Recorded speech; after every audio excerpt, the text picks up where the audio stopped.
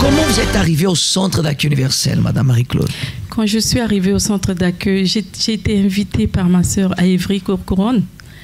Et quand je suis arrivée, c'était un dimanche, ma vie était détruite. C'est-à-dire? J'avais plus de vie de famille. Plus de vie de famille. De famille. Quels étaient les problèmes? J'avais des problèmes avec le père de mes enfants. On était persécutés. Il y avait trop de problèmes, pasteur. Je ne sais pas comment expliquer. Mes enfants étaient, surtout le plus jeune, il était possédé. Il est devenu très violent. Il ne dormait pas la nuit. J'étais obligée de dormir à côté de lui, dans sa chambre par terre, pour le surveiller. Sinon, il se lève, il est par terre ou il veut se jeter par la fenêtre. Et ma santé était détruite. J'avais un problème cardiaque. J'avais un problème... j'avais une opération au pied qui m'a provoqué une inflammation. Donc, mon pied était presque pourri. J'avais un problème d'hémorragie qui ne finissait pas. Je saignais beaucoup. J'avais l'hypertension. J'avais des problèmes de raideur de corps. Mon corps se raidit tout le temps. Donc, j'avais plus de repères. Et quand je marchais dans la nuit, dans la rue, j'avais peur des gens parce que je pensais que tous les gens là regardaient mes problèmes qui étaient en moi. Et j'étais obligée de fuir chez moi avec les enfants tout le temps. On ne pouvait pas rester à la maison. Donc, je suis arrivée. Ils ont commencé à parler. Elle m'a dit, ma soeur me dit, si la campagne arrive, il ne faut pas la louper. Il faut la faire. Donc, quand je suis arrivée, mes enfants, ça n'allait pas. Mon fils qui avait 10 ans, il a grossi, il faisait plus de 100 kilos. On a fait tous les médecins, on n'avait pas trouvé de solution. Et l'autre qui passait son temps à taper sa tête contre le mur. On était possédés. Le matin, je me réveillais, il ne fallait pas que je me regarde devant une glace, sinon j'ai un coup derrière, j'avais des fissures. Mais quand je me déshabille, on me déchirait le dos par une lame, mais on ne voyait personne. On avait des voix qui étaient là. Vous étiez victime de la sorcellerie, de la magie, voilà. Toutes ces choses. Et dans cet état, vous êtes arrivé au centre d'accueil. Dans cet état, je suis arrivée au centre d'accueil. Qu'est-ce que vous avez commencé à faire pour changer cette situation? Ce que j'ai commencé, j'ai entendu, ma sœur me dit campagne. Quand je suis venue, je demandais à l'homme de Dieu, j'ai dit, mais la campagne, c'est quoi? Et ça commence quand? J'ai dit, moi, je suis pressée de faire la campagne parce que j'avais plus de solution. J'ai sacrifié déjà. Et qu'est-ce qui s'est produit? Et les enfants, mon fils Émeric, il a changé. Il a maigri du jour au lendemain, il a tout perdu. Et au fur et à mesure, mes enfants, le grand, il a changé. Ma santé, normalement, je devais être opérée du cœur. On ne m'a pas opérée du cœur. Les fibromes, on ne m'a pas opérée non plus. J'ai plus d'hémorragie, j'ai plus de fibromes. Et on m'a déclarée handicapée. Je ne suis plus handicapée. Parce que quand j'étais même à l'hôpital, je venais pour faire mon sacrifice. Donc je ne suis plus handicapée. Le pied qui était pourri. Le pied qui était pourri est guéri maintenant. J'arrive à courir, à conduire, à monter les escaliers. J'habite au 5e étage, pasteur. Et je monte tous les jours et je m'aime. Avant, je ne m'aimais pas. Je me détestais. Je m'aime beaucoup. Et je me suis donnée à Dieu. Et j'ai des enfants qui m'aiment aussi à l'église. Vous avez la santé. Je les aime beaucoup aussi. J'ai la santé. Et je suis pour Dieu.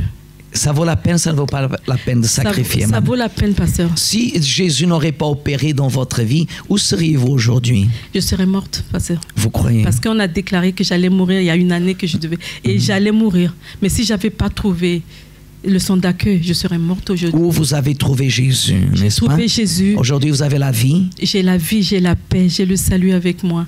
Ça vaut la peine, ça ne vaut pas la peine de sacrifier, de faire les chaînes, de se battre. Ça vaut la peine, pasteur. Comment vous vous sentez aujourd'hui? Libre. Amen. Amen. Que Dieu vous bénisse, Madame Marie-Claude. Merci beaucoup.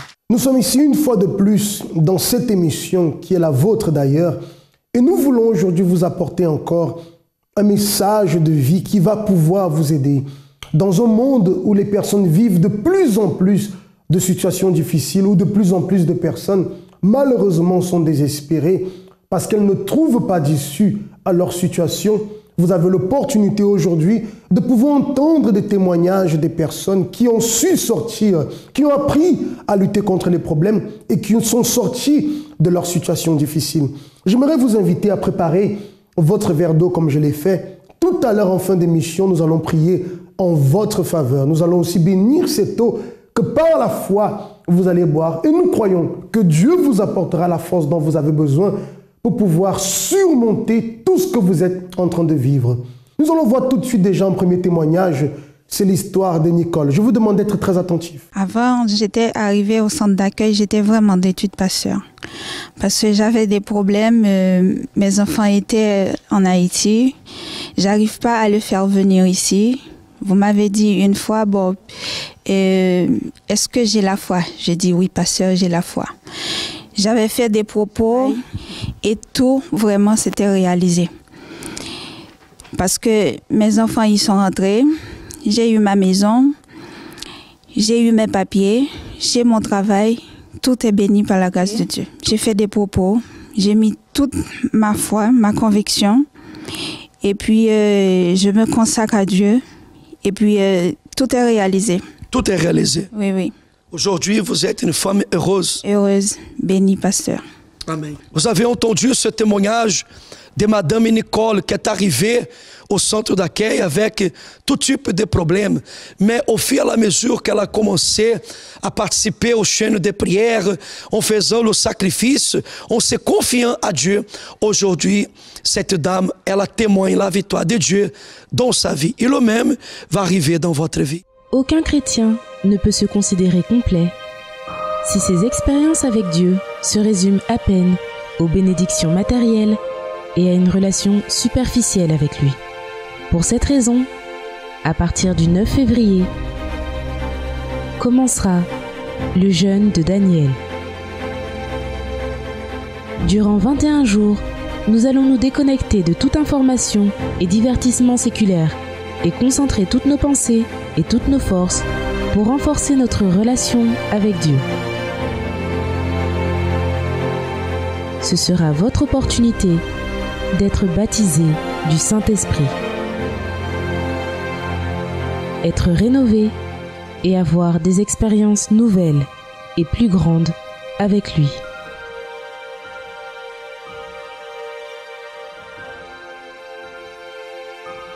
J'étais une personne frustrée à l'intérieur de moi-même parce que j'avais plusieurs situations que je n'arrivais pas à résoudre, notamment les problèmes de papier, vie familiale.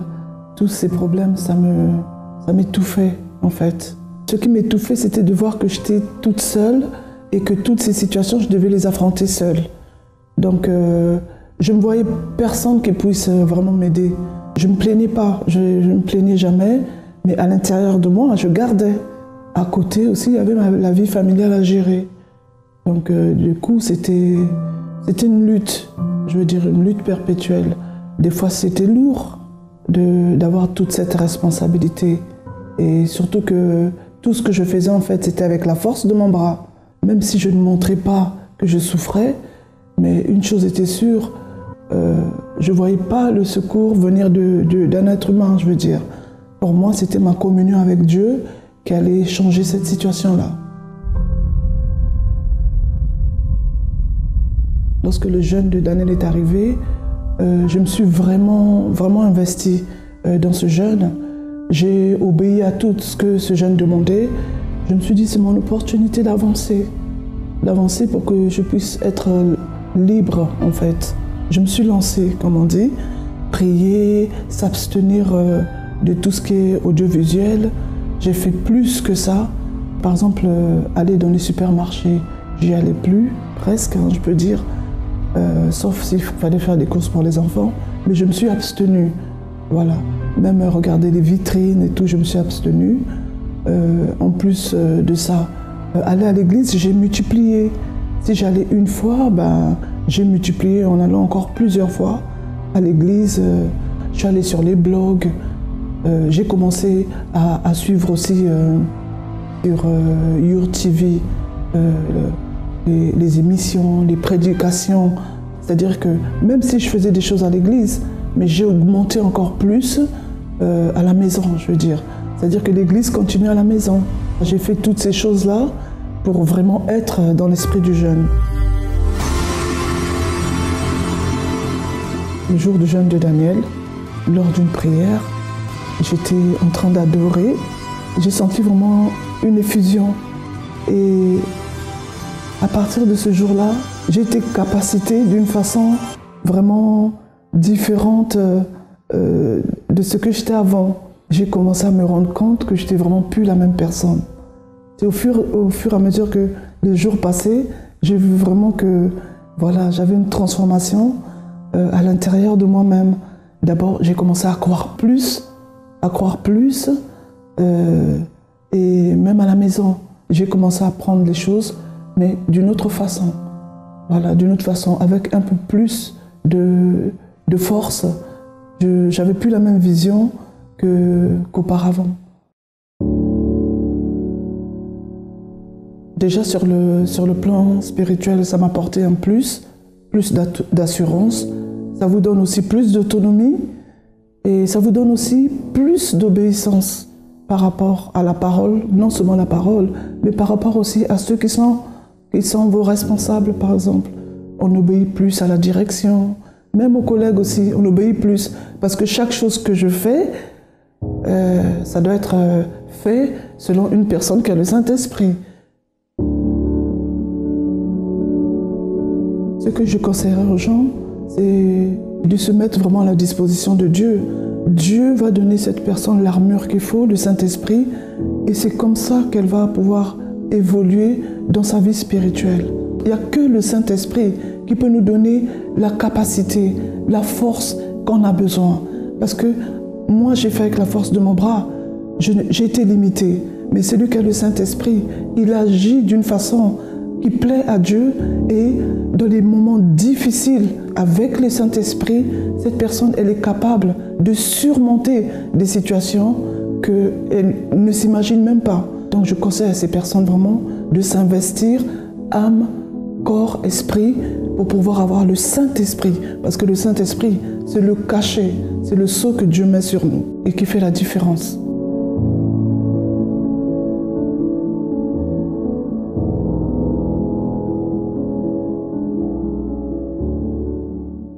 Très cher ami, vous voyez que chaque fois qu'une personne essaye à plusieurs reprises d'obtenir une solution et qu'elle n'y arrive pas, la première pensée qui arrive est celle d'abandonner. Et peut-être en ce moment, vous qui êtes en train d'assister à cette émission, peut-être vous êtes dans cet état, vous êtes dans cette situation où la seule chose que vous voulez, c'est aller loin de tout le monde parce que vous avez déjà baissé les bras, parce que vous ne trouvez pas de solution à votre situation.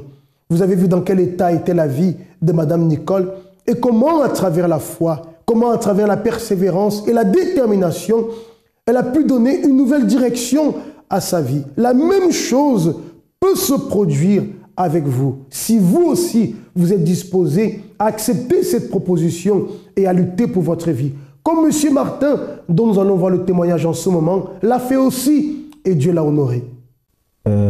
Avant d'arriver à centre d'accueil, j'étais une personne avec des problèmes de santé. J'étais grave, donc les médecins ne pouvaient pas faire rien pour moi. Les problèmes qui étaient à moi, c'est problème la jambe, donc c'était un problème grave. Donc les médecins voulaient couper mon pied parce qu'il n'y avait pas la solution pour ma jambe. Le problème, c'est ça que j'ai arrivé au centre d'accueil. Le problème qui était à mon jambe, c'était grave parce que c'était commencé à devenir chronique parce que c'est les solutions qui étaient couper mon pied parce que les médecins ne trouvaient pas la solution. Ils ne trouvaient pas la solution. Donc la solution qui était, il faut qu'ils coupent ma jambe, coupe mon pied comme ça, va rester selon le médecin. Le médecin m'a dit qu'il faut couper mon pied. L'autre problème qui était avec moi, problème d'alcool, parce que j'ai une personne qui partait le vendredi à la discothèque jusqu'à dimanche. Jusqu'à dimanche pour la soirée.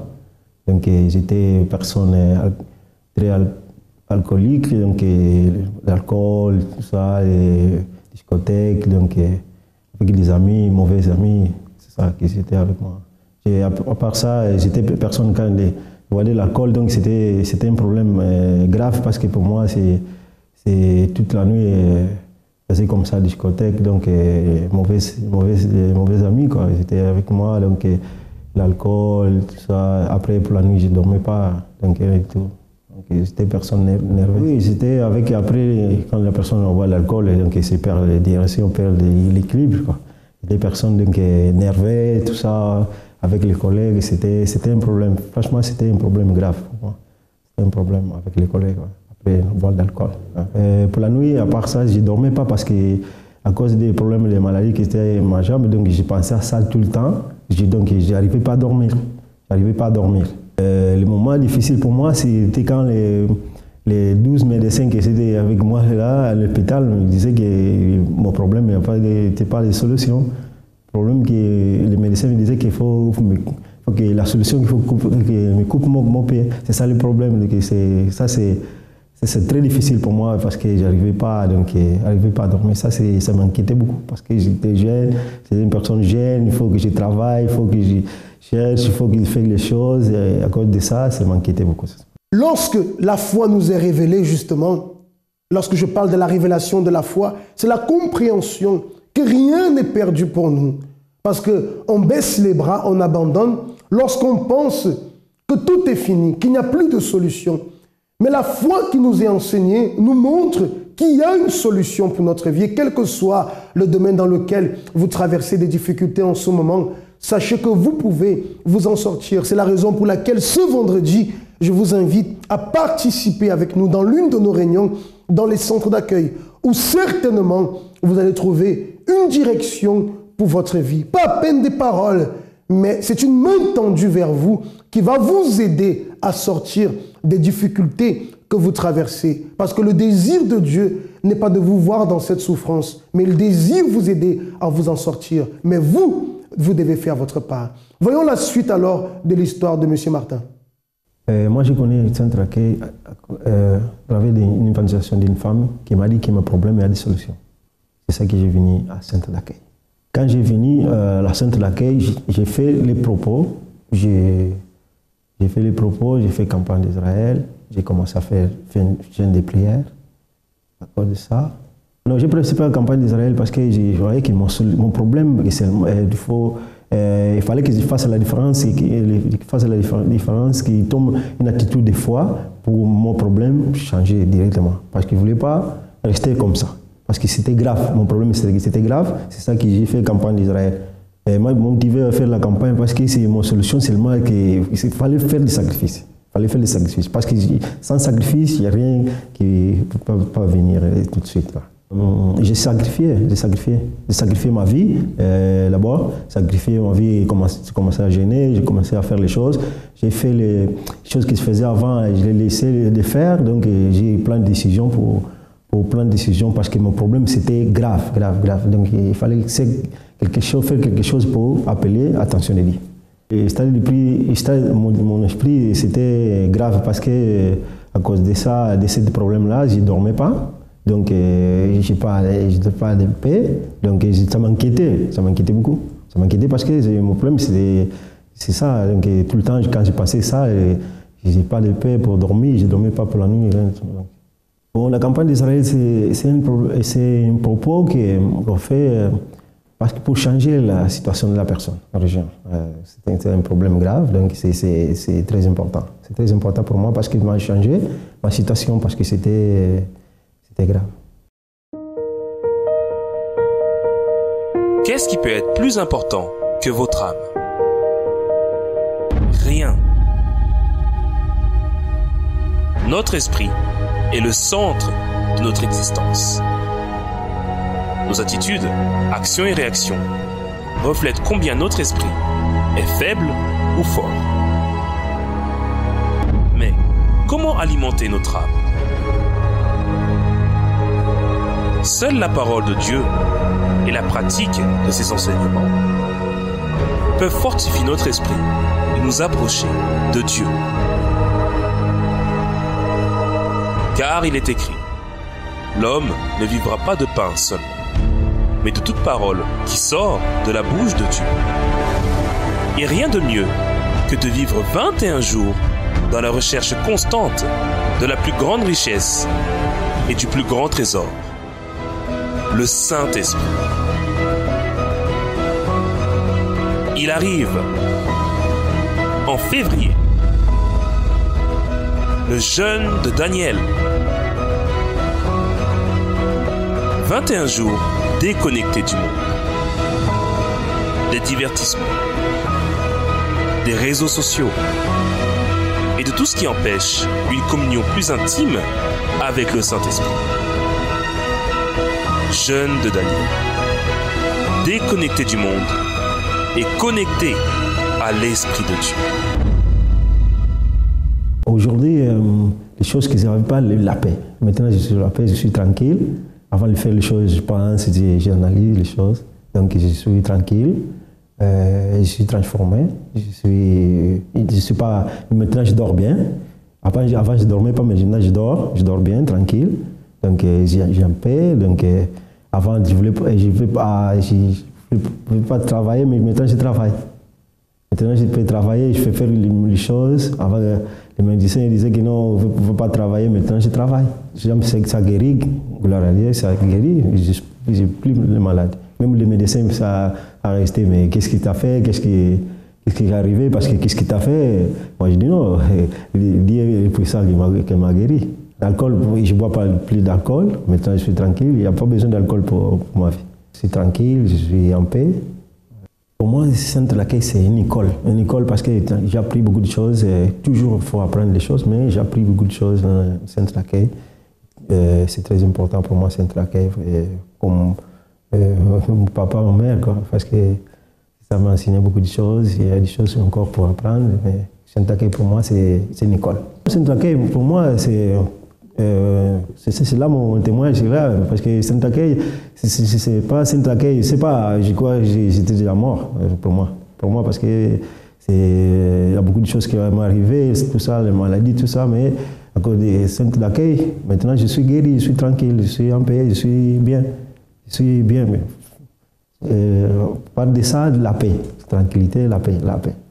Le conseil à donner à quelqu'un, je voulais lui dire que non, on ne perd pas beaucoup de temps parce que il y a des fois, la personne attend avant qu'arrive une situation grave pour chercher Dieu. Mais avant que tu arrives à ce moment-là, il faut chercher avant. C'est mieux. Pour vous qui avez déjà baissé les bras et qui désirez vous relever, nous allons faire la prière en ce moment. Prenez votre verre d'eau, s'il vous plaît. Prions. Seigneur mon Dieu et mon Père, au nom du Seigneur Jésus, que toutes ces personnes, mon Dieu, unies avec nous en ce moment de prière, des personnes, mon Dieu, qui étaient déjà découragées à cause de tant de problèmes, mais qui aujourd'hui, Seigneur, à travers cette parole, ces témoignages, prennent la décision, mon Dieu, de lutter à nouveau pour leur vie. Que ton esprit les visite et le contenu dans ce verre qu'elle tient soit consacré et béni. Et lorsqu'elle boira, qu'elle puisse recevoir la force de se relever pour aller de l'avant. Au nom de Jésus, Amen. Buvez avec foi de cette eau alors. Et au nom de Jésus, recevez cette force dans votre intérieur. Et nous vous attendons alors ce vendredi dans l'un de nos centres d'accueil où vous allez recevoir véritablement de l'aide pour votre vie. Que Dieu vous bénisse et à très bientôt. Ma vie avant d'arriver au centre d'accueil, c'était une vie totalement détruite. J'avais pas confiance en moi. J'avais un grand vide à l'intérieur de moi. En fait, ce vide, ça a commencé par l'absence de mes parents. Parce qu'en fait, dès que j'étais petite, j'étais élevée par mes grands-parents. Mes parents étaient souvent au travail. Mon papa, il venait à la maison, il battait ma mère. Ça me cassait encore plus mon assurance qui était en moi, donc j'avais plus du tout confiance. Donc ça a été difficile de voir ma mère être battue. Et un soir, ça a été très difficile même parce que mon papa a failli poignarder ma mère. Ça m'a créé un choc. Et de ce fait-là, j'ai pris la décision de fuguer. Donc j'étais partie chez mon premier copain. Petit à petit, je me rendais compte que même ce premier copain, il voulait me frapper aussi. Donc j'ai été obligée de rompre au bout d'1 an et demi. Et cette rupture-là a été très difficile parce que je me sentais toujours aussi vide. Et pour l'oublier, j'ai fait un tout et n'importe quoi en fait. J'ai commencé à fumer, à avoir des fréquentations mauvaises. Lorsque j'ai commencé à avoir ces fréquentations-là, j'étais également dans le cannabis. Ça a été difficile de m'en sortir parce qu'à un moment, on était parti au pays. Je me rappelle, je faisais des crises parce que j'avais pas mon cannabis. J'ai passé un très mauvais comportement chez moi aussi au pays. Donc lorsqu'il voyait ça, il se disait voilà, ça se voyait que j'étais vraiment pas bien. Et donc pour combler ce vide-là, j'ai également commencé à investir dans mon apparence. j'ai fait du mannequinat. Et je me disais que j'allais avoir plus d'assurance en faisant cela, mais en fait je voyais que ça ne changeait rien. En fait, j'étais totalement vide, toujours aussi vide, et je me rendais compte aussi que les agences, en fait, au final, c'était seulement pour mon apparence, et en fait, ils allaient m'utiliser. À 25 ans, j'allais être jetée aussi, donc voilà. J'ai cherché vraiment, j'ai cherché partout à combler ce vide-là, mais c'était peine perdue. J'ai toujours été croyante, mais j'avais une foi religieuse, donc ça ne m'aidait pas du tout. En fait, j'étais dans les traditions, etc. Et au final, comme je ne pratiquais pas, bien sûr, il n'y avait pas de changement, je croyais seulement. Quand j'étais dans des états, on va dire, d'ivresse, pas possible, donc je me suis fait violer. Et donc à partir de là, en fait, j'avais plus de considération envers moi-même. Je me valorisais plus, j'allais en boîte de nuit, etc. Et en fait, j'étais comme une serpillère. En fait, je me laissais utiliser par tous les garçons qui passaient. Quand j'ai vu que je me suis fait violer, je me suis dit que tous les garçons, ils étaient cruels, etc. Donc j'ai commencé à avoir de la haine envers les garçons. Donc je me suis dit que je vais me tourner vers les filles. Et à ce moment-là, il y avait une fille, on a essayé de se mettre ensemble, mais j'ai vu que ça ne me plaisait pas en fait. Par ce canal-là de la fille qui m'a dit que en fait, si je voulais, je pouvais me prostituer parce que au lieu de faire des choses ici avec les garçons, que autant gagner de l'argent en faisant ça. Donc voilà, et puis comme j'avais fugué de chez moi, que j'étais revenue à la maison, j'étais gênée de demander de l'argent à ma mère, etc. Donc pour pourvoir à ces besoins-là, j'ai commencé à me prostituer. Lorsque je me prostituais, je faisais aussi beaucoup de piercings, etc. Voilà, pour combler toujours ce vide-là. Et c'était le moment le plus difficile de ma vie, c'était à ce moment-là quand je me prostituais, justement parce que et à chaque fois que je commettais ces actes-là, je buvais, j'étais totalement ivre en fait avant de me prostituer, parce que mentalement c'était difficile de le supporter. J'ai connu le centre d'accueil depuis qu'en fait je rencontrais des problèmes financiers, et donc j'étais en train d'aller justement au tribunal pour régler l'affaire.